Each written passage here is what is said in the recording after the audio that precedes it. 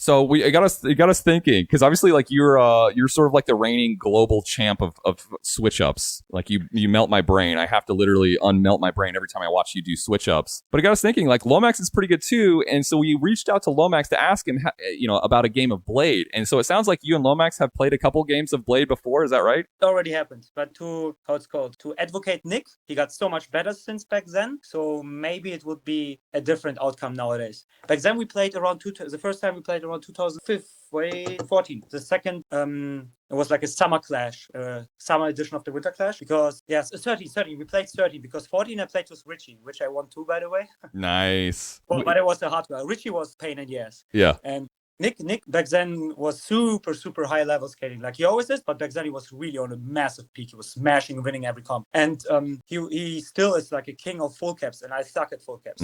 So we just first started like we played it on a P-rail, just back and forth game of Blade. Everybody has one round and then exchange. And it was like how skate organized by BMAC back then. So we started quite slow, and Nick got the first turn, and he did like 2 spin tricks, which I was still fine.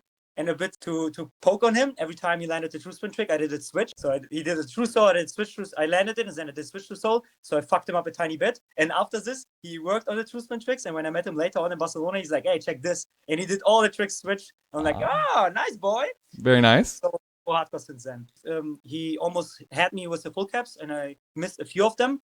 But then I started to do like my signature weird technical negative whatever stuff. And most of the people don't have this weird shit in their repertoire. So I won it back then. Yeah. I got you. My question, so was Richie the closest one to ever beating you, or was there someone else in recent memory that has gotten close to beating you, or has anyone beaten you, I guess? Nobody wants to play with me nowadays, but there's one guy, and I'm a big fan of him. We had to stop because the sun was going down. Ivan Ivan Koftun from Russia. What's his last name? Ivan Koftun. Okay. He's a crazy guy on Instagram who does the most technical switch-ups, always changing clothes. Sometimes he has blue shirts, black shirts, crazy style. Sometimes he looks like a cowboy, sometimes he looks like a ninja. Yeah. He changes his all the time. I can send him to you on Instagram. You know him 100%. I'm sure. Yeah. He did a fast light Instagram post where he's skating all kinds of obstacles with fast lights, tiny king rails, grinded rails, outway rails. He's one of the most technical skaters ever on earth. A bit more focused the last couple of years on, let's say, more training kind of obstacles, park, a bit street still. He's killing street too, but his focus changed a tiny bit last year. And I played a game of skate with him in 2015, if I remember right. I hope I remember. I think it was 15. And we started playing when it was already getting a bit, what's called, dinner time, but we kept going forever because he killed me with one, I killed him with one, but then it was like kind of match time, and we kept going, and we couldn't find either something that the other one couldn't handle, or we did some things that the other never tried in his life. So we've been like pushing each other to the boundaries of what's even physically like body-wise possible, and we had to stop because the sun was going down and there was no sun. And I hope one day we can do it again, because and since then his progress was even bigger. He can probably kill me because he is not mainly, but he's focused on these kind of skating even more than I am. Nowadays, I try to have a bigger variety of skating. I try creative tricks. In my last profiles, I was skating bigger spots, which I, the years before, didn't do that often, like drop king rails and king hops and shit, do some gaps, more curbs nowadays and stuff. But back then I was really deep into tech skating, so we've been kind of matching. But yeah, honestly, I think nowadays Ivan Koftun would kill me. He would eat me up. But other than that, I didn't play much skate over the years. Nobody's kind of down to do this with me nowadays. So just to be clear, you are undefeated, at least in your adult life, games of Blade. Just to be clear. Since a lot of years, yes. That's not surprising. Are you working on anything right now as far as filming anything specific? Yeah. Undercover dropped some new pro wheels, and they already dropped a picture, but not like it's called. They didn't release like a promo shot of each wheel yet, but they dropped like a picture of the new Undercover range is coming. And I have a new wheel, so it's time about to film a nice promo for it. And usually for Undercover is always doing like 2 editions of each pro wheel, the first edition, and then they changed up the colors a tiny bit for the second one. Right. And I always film for the first one a bit, let's say, more work-loaded promo, where I go on the streets and put in more work. And for the second one, I go a bit more chill. So yeah, I already working on a street promo. And like usual, I don't like to repeat myself, trick-wise and stuff. And since it's a wheel promo, I wanted to go into a bit different direction. And I have an alien wheel, so yeah, this is a range. And maybe you can see my wheel somewhere down there. Yeah, it's on the left, the all black wheel on the left, the alien on top. From the Aliens 3 movie. It's like Alien from Aliens 3. I'm a bit into old sci-fi movies. I love it, man. It's a cool looking wheel too. Yeah. The The Langer wheel is one of the best. The bowling one, dude. The Big Lebowski one, insanely good. Awesome. Yeah, the one's the green in the middle. The green in the middle is basically a bowling ball. It's so fucking nice. And so that's kind of what you're working on right now is the promo. It's probably done in a couple of weeks, right before it's starting to get warm. And I have a like quite interesting setup for it. So for this project, I can spoil it a tiny bit already.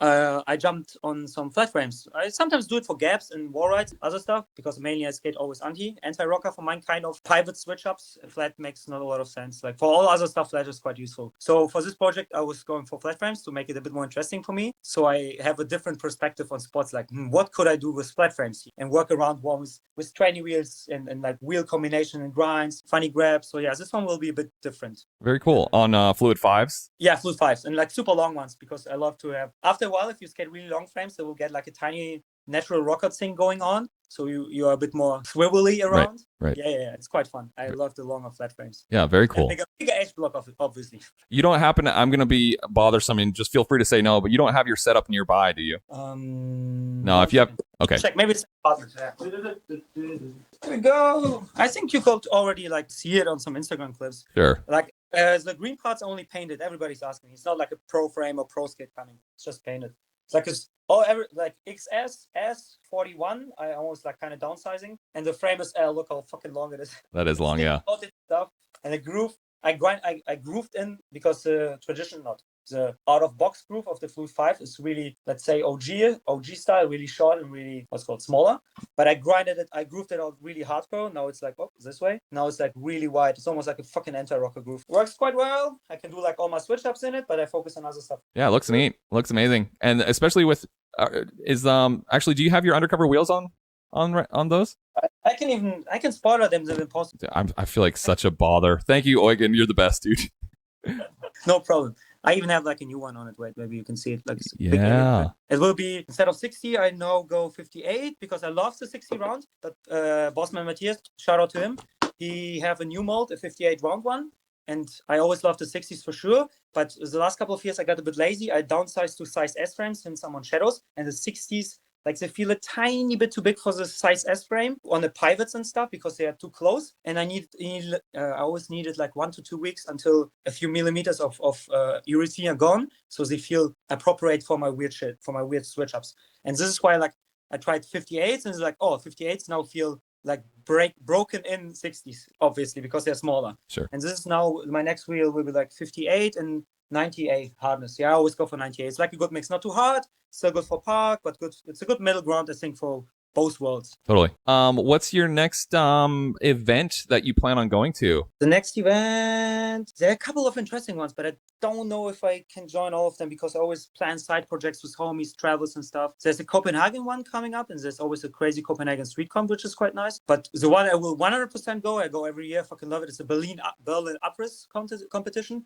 It's like a really progressive Berlin street competition with non-usual spots. Totally my taste. It's really funny, and it's not about who wins it. It's more about like the big session and like blazing crazy and entertaining tricks. So I will definitely go to Berlin for this one. But like on a bigger range, I'm normally not so big, not so super deep into competitions like FISA and stuff. Obviously, it's not like my kind of skating. I always mainly focus on like team meetings, this kind of stuff. Meet like Witzemann somewhere, film with him, meet other team riders, homies. I rather always work on sections, mainly attend like the big events, Winter Clash. I have like some major things I go to, some German ones to support the German team, like the Berlin one I said, Xmas Jam every year in Hamburg.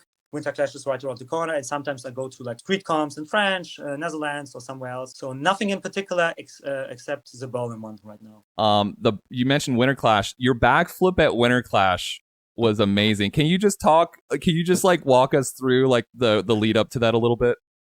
How to say it without making people angry. So it was honestly, it was literally the do a backflip joke, because you imagine you are in the fucking finals with all those crazy skaters who are way above your park skating level. I can do some things in park. I can throw like corkscrew 900 over a fun box. I proved it several times, and it's not about proving yourself. And after all those years, I realized like if I want to compete on this level without having the experience and those guys have, my only chance is risk. And I'm like, should I risk it to fall while trying to compete with him in those high level? Or should I stay in the comfort zone, in my personal comfort zone, do what I enjoy? Like, and I did this year more than all the other years together. I did technical tricks. I was running up crazy rails, and I wanted to end it with fun. And I thought like everything that I could now do, like how to say, entertaining and like really technical, would take me a couple of tries, because everything that I'm happy with as my last trick would be like a crazy, I don't even know, like A-loop negative mistress 360, whatever.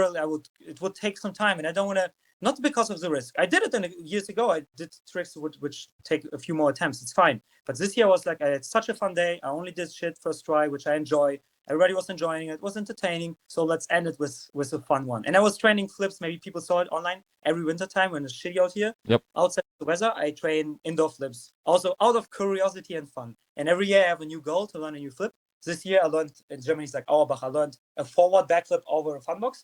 And the backflip itself in a quarter pipe I learned like 3 years ago. I never did one before in my life. I only did them on trampolines and shit, but never on a quarter pipe. Like every street skater, like most street skaters, I'm a bit worried on backflips and quarter pipes. It's a bit weird. So I learned those, and I felt like this year is the year. And I asked my brother, my manager, Danny, what do you think? Like, and he's like, yeah, go for the backflip. Fuck that shit. Like, do a backflip, do the show. And yeah, so I ended up doing not the biggest one, but a quite clean one. I liked it. Very clean.